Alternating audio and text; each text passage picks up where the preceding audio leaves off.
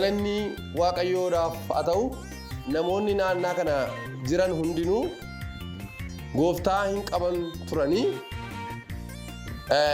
yegguun gara lafa kanaa dhufu ari'atama guddaan akka turedha. Akkuma beekamu wangeelli ifa sabii ta'eef dukkana ibsa.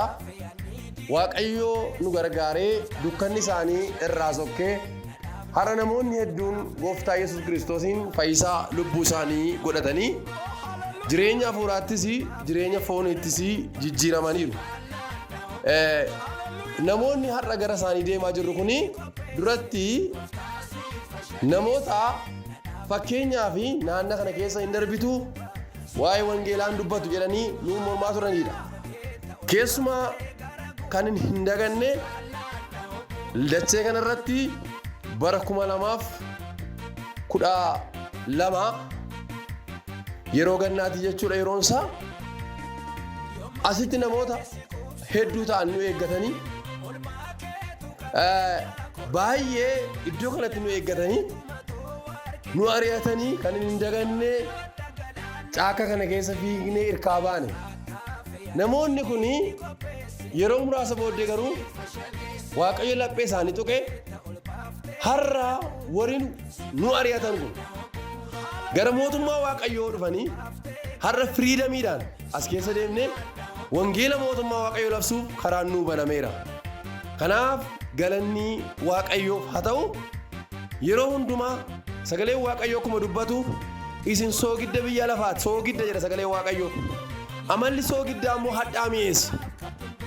Kanaaf nuun inni nu keessa jiru isa hadhaa mi'eessuudha. Yeroo baay'ee waan mi'aa irratti mi'aa yoo dabalan namatti hin tolu. Garuu waan hadhaa yeroo mi'aawu nama gammachiisa. Maal jechuun barbaade jireenyi namoota kana hadhaa ture. Har'a garuu jireenya mi'aa isa kan Kiristoos argatanii nu wajjin tokkummaa qabaataniiru. Kanaaf gocha waaqayyo kana godhetti waaqayyoon nan galateeffadha. Har'a garuu gooftaa Yesuus Kiristoosiin fayyisaa lubbuu isaanii godhatanii seenaan mana isaanii, seenaan jireenya isaanii, dacheen isaanii jijjiirame. Akkuma kana immoo ergaa waaqayyo seenaa keenya jijjiire qabeenya qabnu isiniif hin kenninaa, hojii waaqayyo babal'isaa nuun jennaan har'a qotiisaaf gara lafa isaanii dhufneerra. Waaqayyo galata haa fudhatu.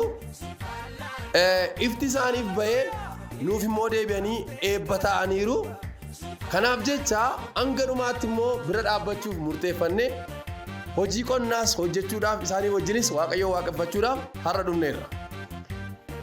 Amma immoo karoora gurguddaa qabna. Gara fuulduraatti hojii qonnaa babal'inee hojjechuudhaaf kaayyoon waldaan keenya kaayyoo guddaa qabdi. Maaliif karaa hundumaatiin fakkeenya ta'uu qabna. Wangeela lallabuunis hin danda'ama. Qonnaa qotuunis hin danda'ama. Hojjechaa tajaajiluun hin danda'ama kan jedhudha. Waaqayyo bara keessaniif jireenya keessan haa eebbisu. Kallattii garaagaraatiin tajaajiltoonni jirru. Hojiis hojjechaa kallattii hundumaatiin fakkeenyummaa gaarii kan namaa taanuuf waaqayyo nu haa gargaaru. Yeroo baadiyyaa kana keessa deemnu baay'een itti gammada. Baay'een keenya dhalooti keenya, duubi keenya, baakgiraawundiin keenya namootuma baadiyyaa dhalatnee guddanneedha. Kanaaf har'a immoo namoota gidduutti argamnu kana yeroo deebinee wajjin hin dubbannu, yeroo deebinee wajjin hin haasofnu, isaanis jireenyi isaanii hin jijjiirama, hafuurri isaanii hin jijjiirama. Kanaaf waaqayyo bara keessan eebbisu, waaqayyo jireenya keessan eebbisu kunoo as geenyeerra.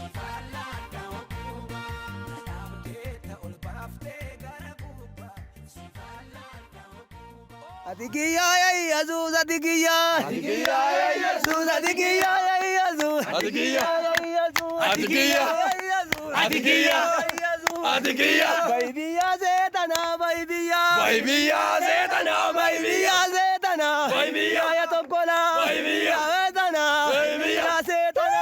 Baybiya zetana. Baybiya zetana. Baybiya. Atimoyi ya Yesus, atimoyi. Atimoyi ya Yesus, atimoyi ya Yesus. Atimoyi, atimoyi, atimoyi, atimoyi, atimoyi, atimoyi ya Yesus, atimoyi, atimoyi ya Yesus, atimoyi, atimoyi setana, atimoyi, atimoyi setana, atimoyi setana, atimoyi ya mortu, atimoyi setana. Setana, ya tonkola, setana, tiboy, ergan diba, aresa senako, Oh, Angela ko, aresa senako, angelako, aresa senako, angelake, aresa senako, angelako, aresa senako. Jesus galatake, Galata ke ya Jesus, galata ke, galatake, ya mati galatake, galata ke ya modi, galata ke, abba, galata ke, Jesus, galata ke